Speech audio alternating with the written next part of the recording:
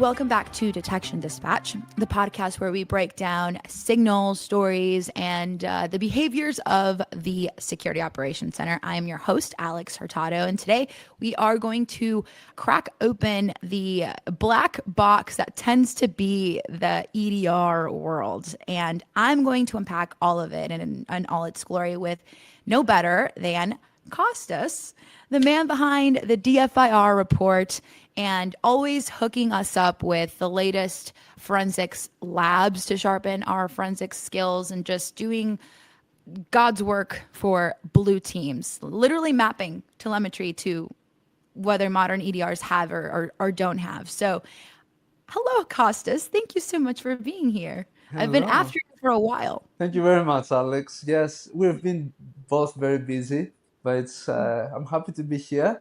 One small thing, even though I have played a big part in the development of the DFIR report in terms of from where we started, I'm not behind the DFIR report. I want to feel that I've played a big role, but my main thing is consulting services, and I have my own business in consulting. I've recently started advertising a little bit more about it. It's called Defend Point Consulting, and I am behind the EDR Telemetry Project, and I'm behind some other projects that are known in the community. But I'm very happy to be here and speaking with you today. Oh, we love that. We started our own business, and you're a part of all of these different things. I first came across your content from the DFIR report, Yes. but I know that you worked pretty extensively on, or you co-wrote the EDR Telemetry Project with Alex Terexia. Yes, we started it with Alex, and yeah, it's so nice to see what it has become now. Well, good. I want to hear all about that, and if you're going to evolve that. But also, I've been seeing you post a lot about choosing the right EDR, or I guess what the EDR actually sees. I know vendors are quietly leaving the MITRE ATT&CK Evaluations, and that used to be a part of my world for a while, and which is pretty interesting. And also, specifically in us being a detection engineering podcast, what detection engineering at the EDR front really means today, like today in this point of time, because obviously it's not just glorified antivirus anymore. So I'm excited to get into all of that. But first of all, how are you doing? Yeah. Are you both watching the new Ed Gein documentary? Yeah, no, haven't been watching that, but been doing very well. Been very busy recently with a lot of things, including the ADR Telemetry Project. But That I'm also working on a different project, and I will be releasing it soon. It will be as a service, and it will be on EDR comparison. I have Okay. teased a little bit on LinkedIn about it, but I'm looking forward to bring that to the public. It will be just a natural evolution from the EDR telemetry project. That's what it seems like. The Yeah. EDR telemetry is almost like the preview of that. Yeah, well, EDR telemetry project is just a piece of the puzzle. EDR Okay. telemetry is just a feature of an EDR, and it is very important.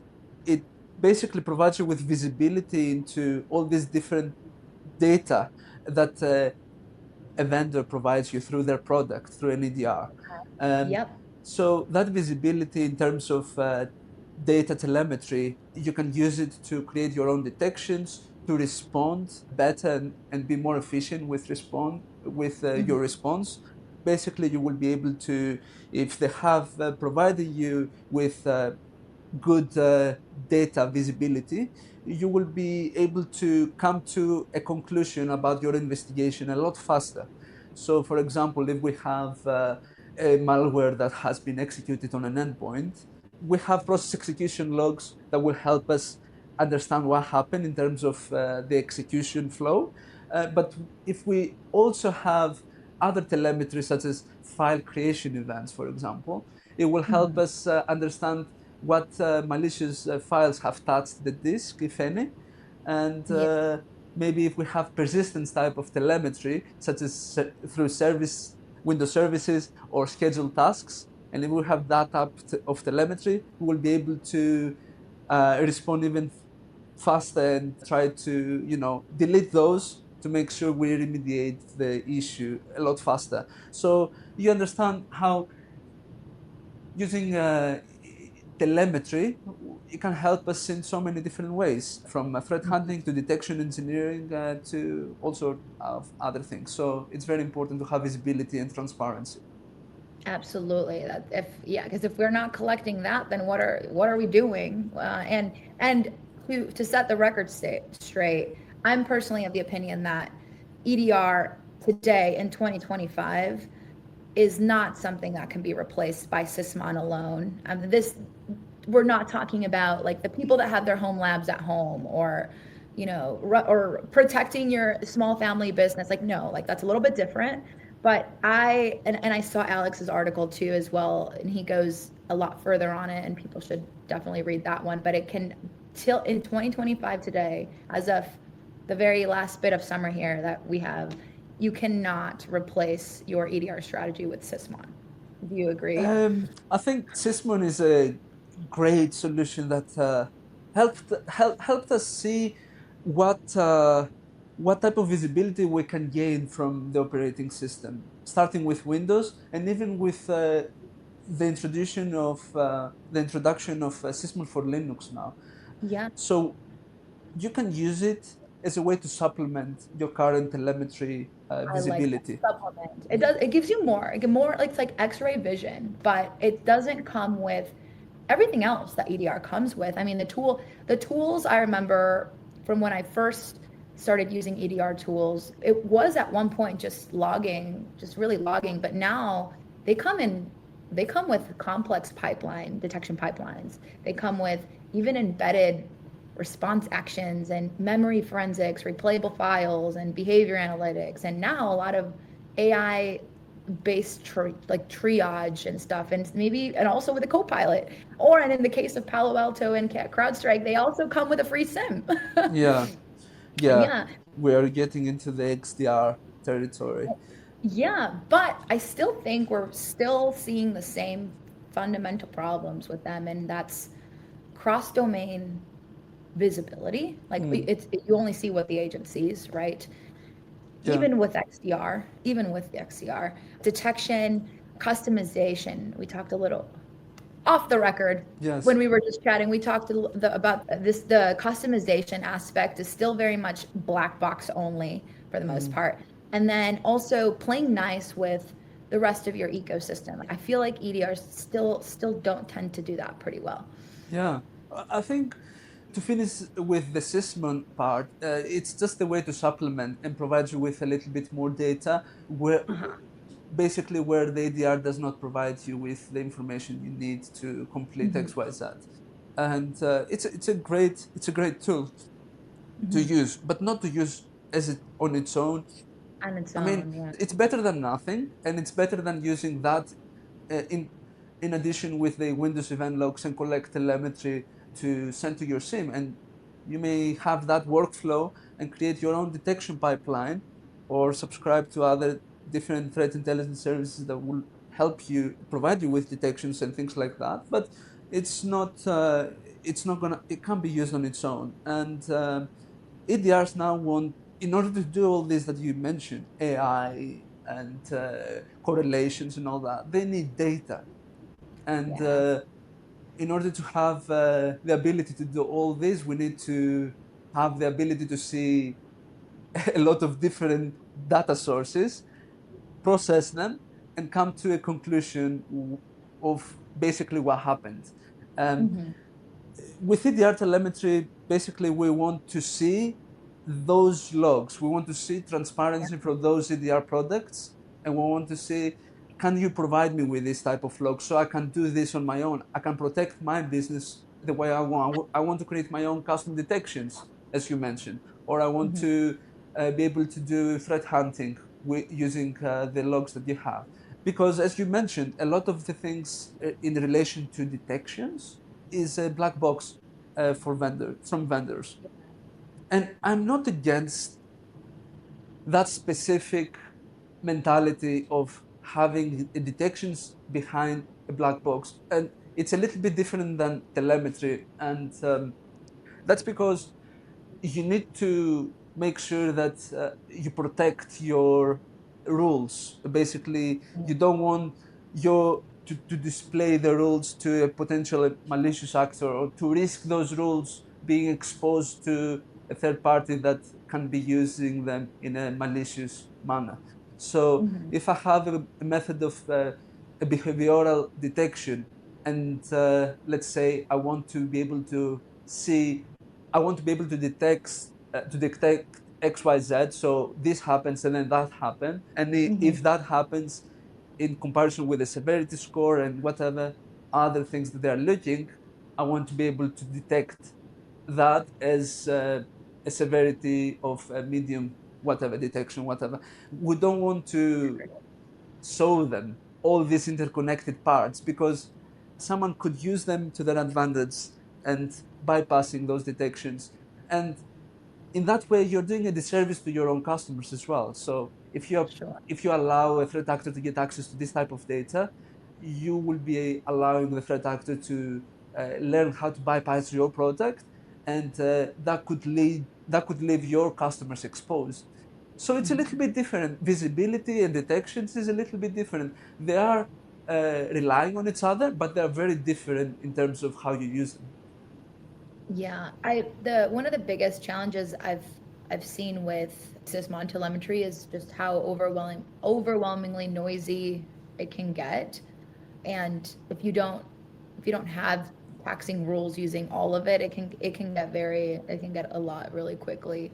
Yes. But I really liked how you put it is you can use Sysmon as a way almost to kind of check your EDR and audit your EDR, which is a very good, defense and layer type of approach for it. Yes, it's very noisy, especially some of the events, event ID 10, 8, and those type of remote recreation and Yeah. process injection type of activity that's happening naturally from many applications on an endpoint. Mhm. It's naturally to have a lot of noise coming from Mhm. those type of applications. But that's why you have a configuration, and if you are using a system, you need to be able to do your due diligence and configure that to your needs. And every business is different. You might be Mhm. using different applications than I am. So you will probably want to measure it against your data and create a configuration that works for your needs. Yeah. Filter down those false positives if you can, but you have to be very careful on how you do that. No, but you're right. It does fundamentally start with whether you even have the telemetry in the first place. Your from your EDR, right? If your EDR can't see a process injection or a Windows management like a WMIC, it, it's that's not a nice to have at that Mhm. point. Like you have a blind spot. So when looking at different EDRs, right? How do you actually choose which one to use? Yeah. Magic quadrants aside, and what are the real criteria factors that we should be evaluating? Magic quadrants, Put those aside. let's say, yeah, they, I think I see a gap in the industry. The gap that I see is the a way of like a technical person like myself. I consider Mhm. myself a technical person Yeah, with you the are. expertise of having the knowledge and experience in using all these EDR products to be able Mhm. to compare EDRs in terms of features and in terms of what is because EDRs is not just for preventing and detecting, it's also about responding and have the ability for you to give you the ability to do a lot more than just detecting and preventing threats. So what your current needs are depends on your organization and what you want to do, whether you have a team that can do XYZ. For Mhm. example, they can respond to a threat, they can remediate, and they can create detections. Do you have a team that can do all this? If so, Mm, there is certain EDRs that you might like a little bit more. Are yeah. you paying a little bit more? Are you putting a little bit more weight into UI, nice interfaces with good dashboards that give you a high level of the overall assessment of an endpoint, or a lot of endpoints as a whole, in a way, like provides you with a vulnerability assessment or current health state or whatever.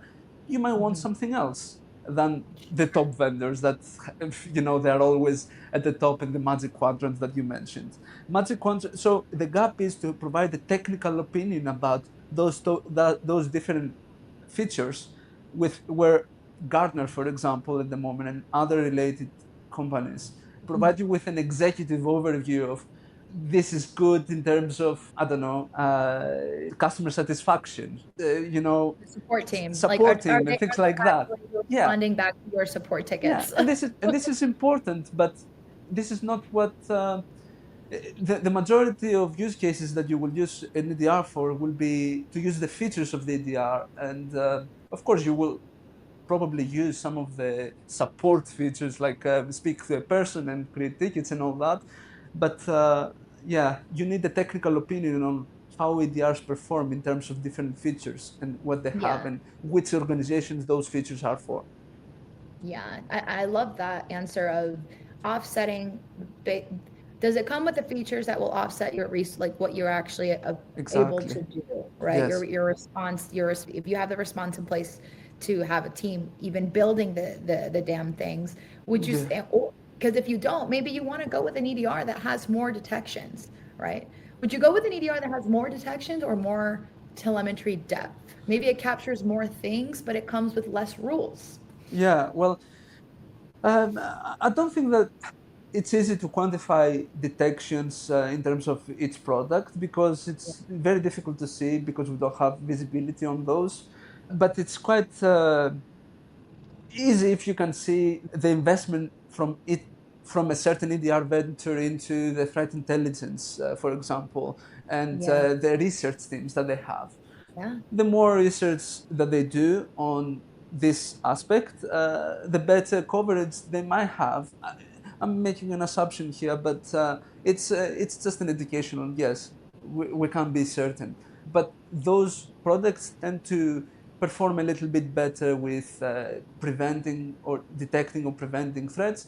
There is always the element of balancing out false positives as well, because Yeah. noise is very it's gonna take you a lot of time to investigate threats if you have a lot of detects firing for no reason, and you have to do a lot of configuration to bring Well, down the false positives. Yeah. even if you can do the tuning, I think that would be a big criteria for me. And well, back when I was choosing an EDR, is I was very bullish on detection transparency.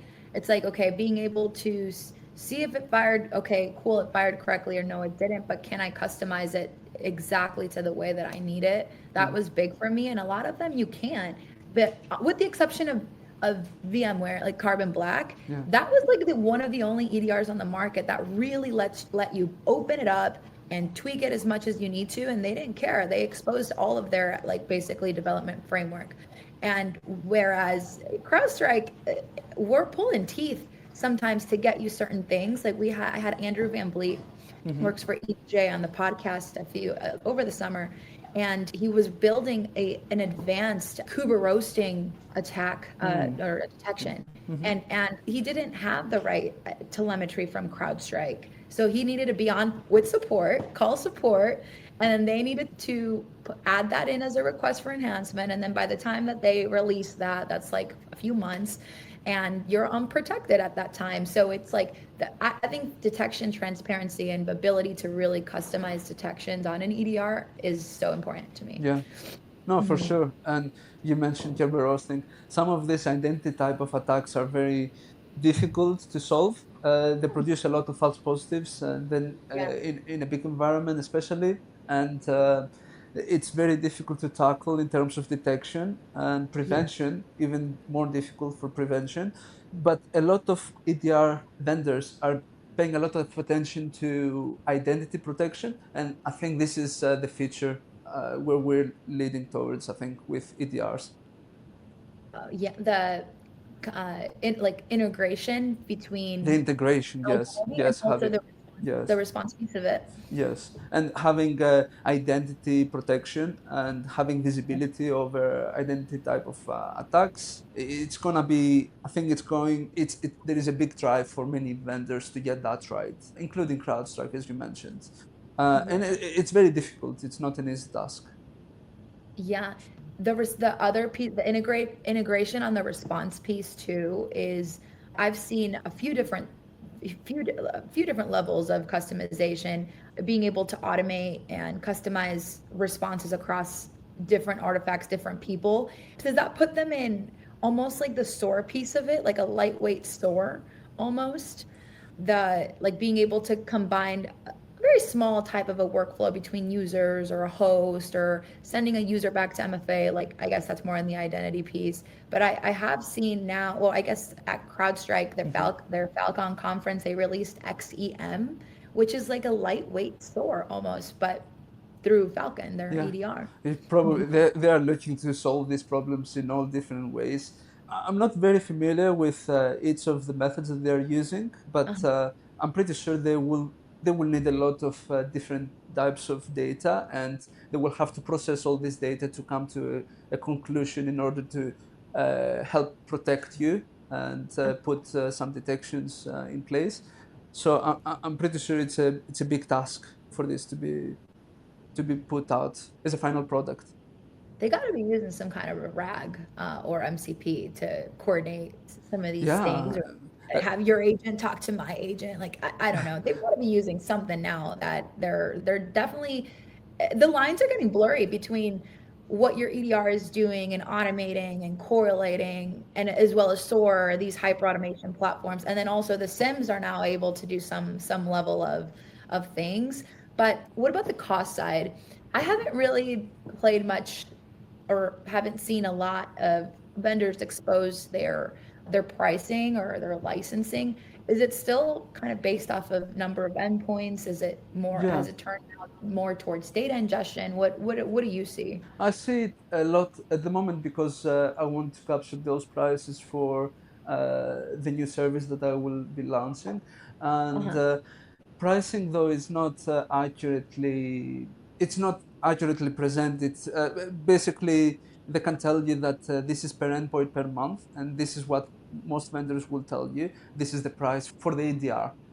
Yeah. For Falcon, for example, this is the price for per endpoint, X amount of dollars, and then you can have a big discount if you choose to have more than 1,000 endpoints or whatever. So this discount could be very dramatic, and you could end up paying a lot less for its endpoint. Even though a lot of the vendors are exposing their pricing, this is not.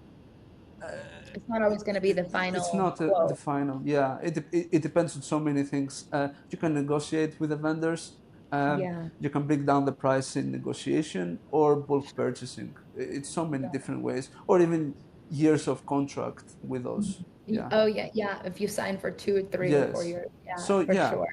but they are expensive, and I would say for some of the bigger vendors, it would be around, I don't know, between 120, 150 per EDR per month, something like Well, that, per endpoint per per month. end per month.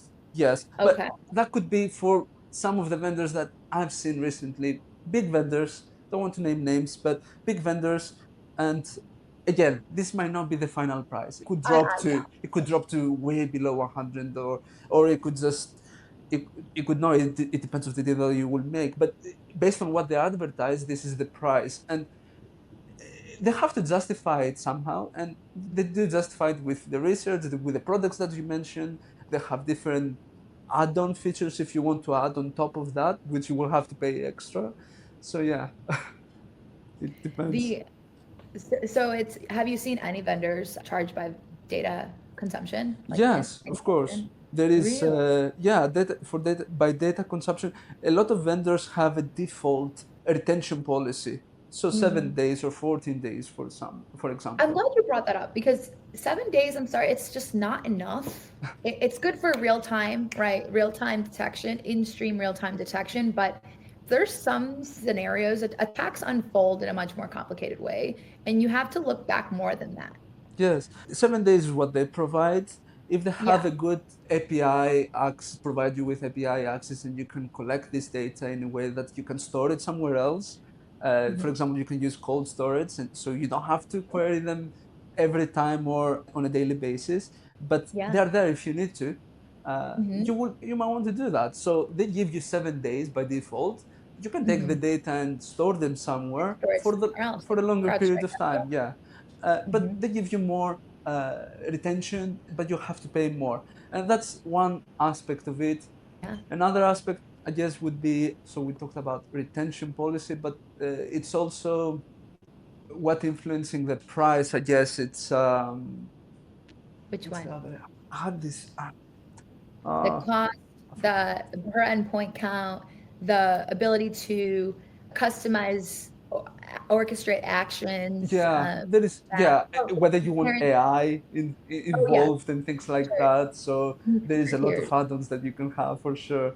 But you can use your own personal storage as well for data, because talking about data visibility, and you want to have as much data for responding to incidents that probably will happen in the future, and you want to see 30 or 60 or 90 days in the past, or even longer in some cases, you will have the ability to do that by storing them somewhere cheaper, less accessible, but at least have them for later. But then that now becomes the responsibility of the SIM right now to correlate that long-term data with your EDR full telemetry, which I recently wrote about. I recently wrote a diagram. I don't know if you saw this diagram on LinkedIn recently, maybe. I'm not sure. Let me show you this one.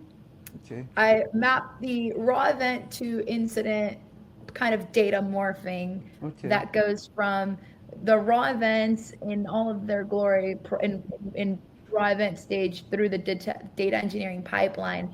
But that reminded me of this topic and the fact that obviously these EDRs are going to be very noisy, very send you a lot of point type of detections, or I've seen Alex Turek, I call them atomic alerts, right? These are things that you want to definitely be notified about, but in volume get overwhelming, right?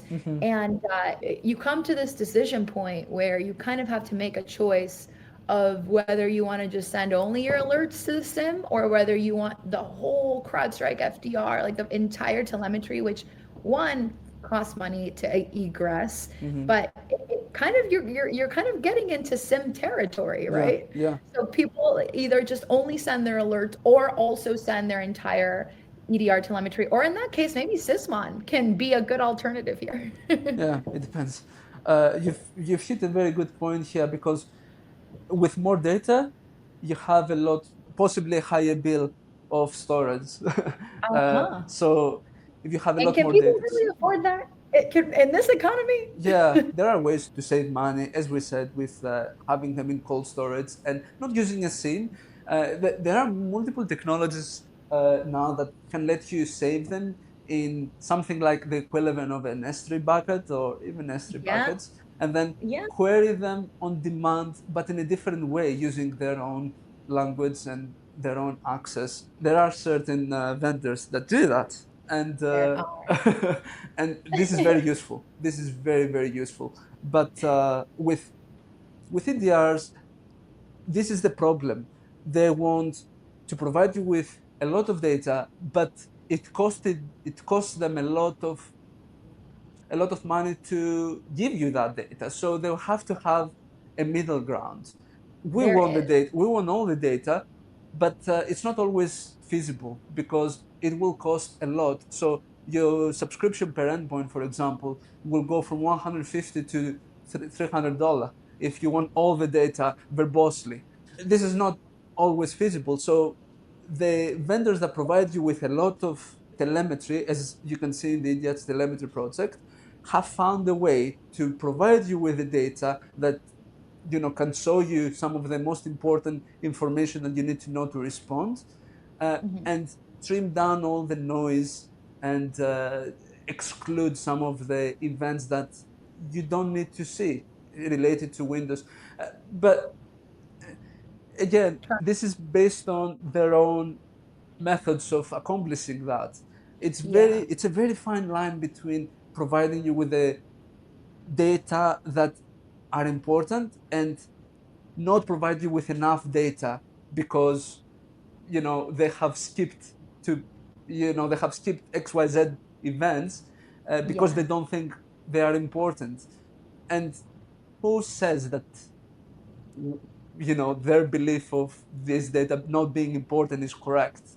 It's basically on their determination based on their own logic, and Yeah. this is not going to be visible to us. But people should always think about, just because on the EDR Telemetry Project these are the data that an EDR makes available to the user, it doesn't mean that they don't have more data on their end to see things. They probably have a more verbose version of what you see, especially if they have an MDR service and they provide you with a lot more response and things like a response service or something like that. They might have data that they don't provide through the EDR project because it's just going to be too expensive to do that because of storage and costing money in storing. So how can SOC teams validate their EDR telemetry from their vendor before buying? Is that where you come in? Is that where your services come in? The EDR Telemetry Project definitely can help with that. If you go, Okay. for example, to the platforms and then Windows, you will see that those categories and subcategories are selected based on what I think an analyst would be very useful to have during an Oh, investigation. absolutely. And they can see what each CDR provides them with, and they can cross check because, of course, they might have disabled some policy settings, and they might not have XYZ events from Mhm. the subcategories. For example, you want to enable those, for example, and might be by default might not be enabled, but it could be easily enabled by, let's say, by default that vendor does not have it on by default. You have to come and say, okay, this, for example, EDR says that I have access to process call stacks, but I Mhm. don't see it. Why do I not see it? I want to check with my vendor, or I want to dig into the policy settings or the documentation and see how to enable that. And do your own testing as well. I have tools as well on the GitHub repository for doing your own testing, running some atomic red team commands from the atomic red team just to simulate telemetry and have telemetry flow, and so you can see what the data produced are Mhm. for your EDR. But yeah, the EDR Telemetry Project is definitely able to help on that. But so can we assume that if the vendor doesn't collect it, like in the case of Carbon Black, not collecting local account creation and modification and deletion, which is that's pretty concerning that they don't collect this, but you can assume that they don't have the detection in place. Is it available for usage? Is it usable? We can assume that no, because No. they might have it, they might generate it in a way that their EDR product might have visibility over that, and they can Yeah. create a detection based on a logic that they have created on the Mhm. backend or in the cloud. A lot of things go in the cloud, and then they make a determination based on the events that the capture. So they might have a detection in place, but they don't give you the data. So you can't hunt for this. You can create a detection if the detection is not enough for you, for example, and for whatever you're trying to detect. You will not be able to create a detection. You will not be able to respond and see, for example, any account deletions in the past 7 days or 30 days or whatever access you have. Uh, Yeah. to me, this is a little bit it's not ideal, Yeah. but again, it depends. Just because one vendor doesn't have this telemetry doesn't mean that it's not doing a good job in other aspects. And other aspects. Yeah, No, for what it's worth, I think that this is to have a public community driven way to discuss what is visible and what's not. That's entirely the point. So that vendors can maybe stop hiding behind marketing slides and start being a little bit more transparent about their data as yes. schema. This was the goal from the beginning. This Mhm. is the motivation of the project. And if you don't have the data from the vendor, maybe you can supplement that data with Sysmon. with maybe with Sysmon, Yes. which I see Sysmon doesn't have some of these key things either. Yeah. But Yeah. Or Windows event logs. yeah, is there, what can we expect as an evolution of the EDR telemetry project? I know that we've had some critiques on this project on maybe whether this telemetry, just because it's not collected, should it evolve to measure how actionable the rules are? I've been very critiqued on the fact that, and this is in the sim world, like I think sim or anybody that has a rule library, they should publish. I think we should all publish whether these rules are actually, if they come with alert precision. There's precision recall scores that how many of them are actually deployed to people's production. Not all of them will be necessary because maybe some folks don't have certain aspects, maybe like you're not going to deploy a container rule if you don't have, if you don't have anybody running containers, right? But we should kind of publish whether, how valuable the rules are. I think that should be the evolution Um, of anybody that owns a rule library. for a detection, this is, of course, your opinion on what you want to see, right? And Yes. I totally get that from people that have these needs like you do. And if you have those needs, there are multiple EDRs that do that. Uh-huh. They're very transparent. Elastic, for example, it's very Uh-huh. transparent. They have all the rules available for you to see. You Yeah. can enable whatever rules you want, and you can disable the ones that you don't. There are many other vendors that do the same thing as well. And maybe this is the vendors for you. I don't think that it's a good vendor or a bad vendor for any of those things. It depends Uh-huh. on what you want and what the needs of your organizations are. Yeah. So, yeah, if this is what you need, probably you should be looking into a solution that supports that. Uh, and in terms of mixing EDR telemetry and detection, Like has like how would we prove the detection capabilities? Like how do we measure that? so to answer first about the EDR telemetry, the detection relies upon data, and telemetry. The telemetry project tells you what type of data are available for you to create a detection, but that does not tell you whether a detection exists, and it does not tell you whether each of the subcategories have enough metadata to support Right. your investigation. For example, I can tell you some vendors might have service creation events, and they Yeah. might tell you a process created a service, and they might tell you what the service name is and the time of the event, but they will not tell you the action that this service is taking. They won't Uh, tell you what DLL are loading, for example, or executables are running through that service. right. They will not give you the information. You have to dig deeper. You have to go onto the endpoint or use OS query if it's supported by a lot of vendors support OS query to run commands and use something like that. So um, EDR telemetry will not tell you that, and we do not support that because it will be very difficult to measure, first of all, that against the different vendors, and It will. put measuring that will be also very difficult to maintain because those things change a lot. So within a month, someone might add more metadata into that subcategory.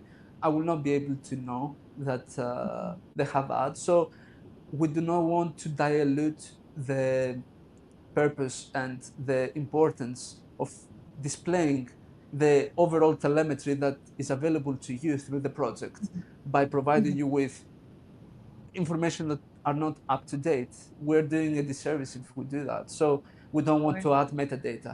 That's that.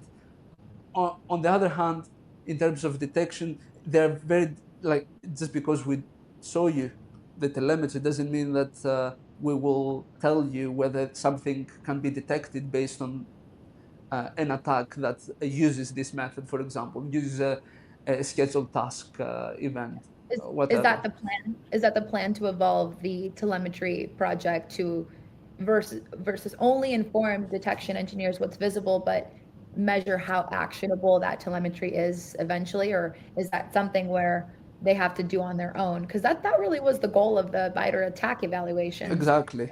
And It is. they're not really efficient at doing that either. It's very difficult. It's very difficult, and it will. It, it's I see it as a very different subject. It Uh-huh. just EDR telemetry does not. Is not related to the detections that you see from the vendor. Gotcha. It's not gonna be involved in that way because we do not want to do a comparison like MITRE ATT&CK and Gotcha. do a comparison of what detection exists and whether someone can detect that. We just want to Mhm. show you what data you have to your, what data you have available to do threat Sure. hunting, investigation, and we don't want to mix ourselves with detection and prevention efforts. This is a completely different, separate subject. Although detections again relied upon the data, the EDR Telemetry Project does not really is completely separate from detections from the vendor. So we will not go that path. It's very different to me. I see. But the MITRE ATT&CK evaluations, that was its primary purpose. Like Yeah, and exactly. we're seeing vendors leave. Like EDR vendors are saying, nope, we are not. Some quietly are not doing it, but there are others that have publicly on their page, their Twitters are saying we will no longer be taking part in the MITRE ATT&CK Mhm. evaluations. They were, which from a buyer's perspective, I mean, they were once the gold standard in proving how efficient your EDR was at detecting stuff. Mhm. And it's like, how else do you reassess now? This is probably a good time for your consultancy. Yeah, yeah. It's good you slip it in there. This is good news. Yeah. No, yeah. To be honest, I'm quite sad to see that because Might Attack did such an incredible job when they started. They did. Yeah. They had their mind in the right place. Like Hmm. they were, it was the right in theory, but it also ended up becoming like they knew exactly what they needed to pass. They were told, hey, we're gonna quiz you on scattered spider, Hmm. and then obviously they can go and research the techniques, and then they're going to build something for that. But that's not how attackers work in real life. Yeah. The You way know? the way I see it is there was a lot of time that was spent in making sure that vendors are performing well in these tests. So vendors would have a lot of resources assigned to this type of engagements. Uh huh. This type of resources will take away from improving the product, for example, of or improving their own product. So it will be very difficult for them to spend cycles into improving their own product and bringing out more features, more detections, research, if they have to concentrate on performing well on a test that, as Yeah. you mentioned, it was already known. The attack that they would be tested against was already known, and it turned out to be A marketing thing. a Yeah. marketing thing. But Yeah. yeah, it's a shame to see. It's a shame to see that vendors are going away, but I understand why vendors are moving away from MITRE. It's just it, they want to prioritize on features and supporting their own customers with new products and enhancements instead of spending cycles in an artificial way of testing against other vendors in the industry. I don't know. There are Yeah. better methods. There are some certain companies like AV Comparatives, for example, that do a good job at measuring detection and response capabilities between vendors. But nobody is looking into features and choosing the right EDR based on what EDR is the best for you based on For features them, and what you for need. them personally. Yeah. So Yeah. this is where I see the opportunity, and hopefully people will appreciate the service we will be launching very soon. We're very excited to hear it. I thought about, you took me back kind of to school where vendors would, this test is almost like school. It's like you only pass just enough to pass the test. Yeah. Like you're only building scenarios and detections just for this test Yes, scenario. exactly. And then the test is over and we don't even touch it again. Yes, yes, exactly. Many vendors ended up creating specialized features just for the MITRE evaluation test. Exactly, exactly. And that's just not how things work in real life. No, But I will say what I did like about it is like the side by side comparisons. very But good, very and, useful. and they exposed all of those results. Yes. But then that didn't make any sense when every vendor was saying, "Oh, we passed the MITRE evaluation with 100% like visibility." Like, no, that's not visibility does not equal detection, first of all. And then everybody started saying they had 100% on the test. But Hey, anyway, vendors, and especially marketing teams from vendors want to boast themselves, so they will do aren't they the whatever. worst? Yeah, even if someone else comes with their own MITRE ATT&CK evaluation, they will do the same. It's not gonna be changing anytime soon. Yeah, and they also, our buddy Elon, the Yes. Doge organization, also lowered any kind of support that was given by the government, but that's a whole other problem. But Yeah. well, speaking of marketing, I have a marketing question. Is there any overrated feature that you see heavily used in EDR marketing that in practice is not really a big deal? Not again, features depending on your needs. So I wouldn't, if I would say, I would bring a lot of bias if I would say yes, this feature is quite overrated, because it might not be true for someone else. This is Uh-huh. just my opinion, and it might not be true for them and for their use case. So I don't think that there is a feature, a specific feature. There is a lot of Overrated. AI and a lot of talks about how you can do this and that with AI. And although AI can be very helpful, Mm-hmm. um, it's also prone to hallucinations.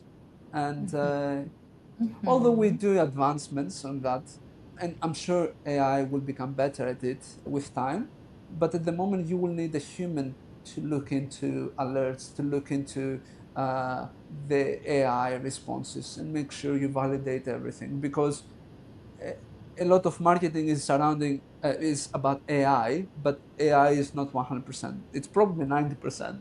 We're close, but yeah, then the rest 10% will probably hallucinate. And but marketing is making out to be like the best thing that happened since sliced bread. So I don't think that we're there yet.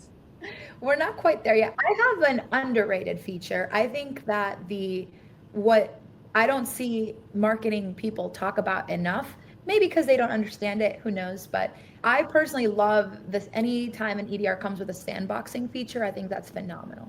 Yeah, yeah. A lot, a lot of companies have sandboxing in. Do you mean in sending in sending a Similar malware, to a piece the of candid malware version, yeah. to inspect and see what it does in an isolated environment? That type of Yeah, sandboxing, yeah. yes, because I have a folder Hmm. of just all sorts of phishing emails that I send to that and I open and I just want to see how it reacts Yeah, and then just being able to just throw that in there and is make so it, fun. yeah, It's so and make it fun. easy to do that. Yeah, yeah. Yeah. I can see how this is gonna be very useful. Just It's drop everything underrated. in a Is folder. it Yeah, ever talked about in marketing? They yeah. never will talk about that. Yeah, well, there's so many things that they won't talk in marketing, and they should. But again, this is basically my opinion, and someone else that might not be in my position and wants to have some good reports at the end of the day of how the health state of their endpoints are doing or their environment in general. They might appreciate a different feature, which is dashboarding and reporting. Yeah, It's up to the individual and what they want. that's right. Last but not least, have you been seeing, I'm sure you've seen it as much as me, all of this new AI stock flood your LinkedIn feed, right? LinkedIn is It- all about AI. Which one? but specifically right now, it's Okay. particularly about AI SOC, Okay. which is supposed to be a consumer of other EDR alerts, right? They're supposed to be the glue that stitches together into a narrative your EDR alert, your SIM alert, your identity alert, your enrichment, virus total scans, and then they'll throw them in GPT and create a summary of what it saw based on all the alert stitching, like threading. Okay. So this is supposed to be like, should we be doing this correlation before, after this AI SOC? Will AI SOC be the glue that finally stitches together EDRs and SIMs? Because right now they said that XDR was supposed to do that. I haven't yet seen it do that. So I think this might be what kind of makes EDR and SIMs friends. Look, No? it would be very useful. I'm very supportive of having AI into helping whatever you're doing, helping support your analysts and lower the time to respond, essentially. And Yeah. you just have to be careful of hallucinations and make sure that those costs do not drive to the sky, because a lot this type of tools will probably need a lot of context, will need to do a lot of gathering of information, so their querying has to be very precise in order to collect the right information. And if they are not precise, they will get a lot of data. With more data and adding more context to an AI model, depending of what is the limit before it starts dropping data, basically.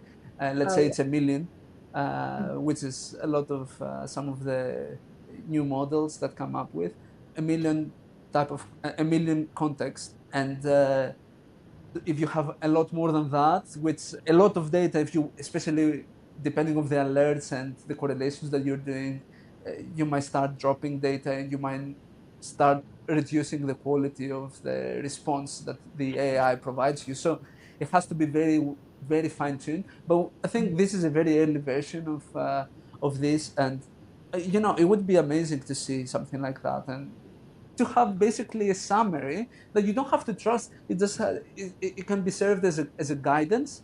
So okay, Sure. look at this, look at that. Have you looked at that? So you can interact with it and ask questions, and maybe it can ask you questions that can prompt you to look into a different data source to collect something that you may not, you probably wouldn't do yourself, or you might have forgotten about it, or something like that. It's just a good help at the moment. It's not self-sufficient at the moment. And that's spot on. It's just recommending, like suggesting. It's Mm-hmm. not taking on any actions. This reminds me of back in the, remember the firewall days where people were still picking whether to do IDS, IPS, and Okay. no one ever really fully went with IPS. Like it was like it's just on a recommendation basis. Yeah. Uh, but you're right. I think context is going to be everything. If you're just consuming alerts and you don't really understand the context of it all, you kind of have to expose the AI SOC to everything else that will give it context. Yes. Otherwise, it will tell you what it wants to tell you, Yeah. not what it really Yeah. means. It has to be very precise in collecting this information. And on the point of prevention and IDS versus IPS, this is going to be a never-ending battle. It's It's like a loop. Prevention is very difficult. A lot of people, I don't think they appreciate how difficult it is to do prevention. I have a big respect for teams that are writing prevention rules and Uh-huh. correlations related to prevention, because you need to be very precise. Otherwise, you will cause unintentionally harm your customers. So, yeah. Absolutely. But it takes us right back to whether you're preventing or detecting. If you don't have the telemetry in place, we're nowhere. We're moving in absolutely Exactly. no direction. So thanks to your EDR Telemetry Thank you. project, we can Yeah. help get us there. Yeah, yeah. Thank you. Thank you for all the people who have contributed as well. Of course, I've started and I maintained it, and I'm maintaining it at the moment. Yeah. Open Uh, source but projects yeah, are not easy, like, to yes, maintain. It's completely, on your dime. yeah. We're going 2 years strong now. We keep having contributions from people, from vendors that are currently on, vendors that have improved their telemetry because of the EDR Telemetry Project, vendors that have changed completely their approach in having telemetry visibility to their customers, providing them in a different format, basically providing them in a format that is very similar to what we saw here in the table. Oh, wow. Yeah, Look at yeah, we had vendors that do that, and it's just so amazing to see, because we're improving vendors will improve the security of their customers, and this is the goal. I love that. I love that so much. Kostas, thank you so much. And that's a wrap for today's Yes. Detection Dispatch. We are happy to host you whenever you want to come back and talk about EDR with me. I appreciate your time for pulling back on all of the forensic telemetry visibility curtain and helping us really see past the black box that tends to be EDR. And it's just been fascinating to see the EDR tool itself unfold, because I've seen it now in a couple different eras, from from when it was just really antivirus. That was my first touch point, like Yeah. way back then. Yes. Yes. um, but thanks for covering validating the fact that Sysmon is not a good replacement. It's a good truth. It's like X-ray vision, but not enough. And I'm excited also to see where you take your EDR consultancy business, because I know a lot of people need a lot of help making these kind of really tough decisions. Yeah. And so if you like today's episode, make sure that you rate it on Spotify 5 stars, and maybe until next time, keep your detections sharp and clean. And I'm signing off for this afternoon. Thank you very Thank you. much, Alex. Thank you so much. And that is a wrap for Detection Dispatch, where we don't just talk about detections now, don't we? We talk about the full DNA of the full scope of EDR telemetry itself. Big thanks to Kostas for pulling back the forensic curtain and quite literally helping us, open up the black box that is the EDR world, and also validating the fact that Sysmon is not a replacement for your EDR strategy. It should just be a supplemental add-on X-ray vision type of truth serum in a way a way to audit your EDR strategy. So if you like today's episode, make sure that you like, subscribe, follow, give us a good old 5-star rating. And until next time, please keep your detections nice and sharp, your telemetry formatted, collected, clean, and your curiosity operationalized. See you next time.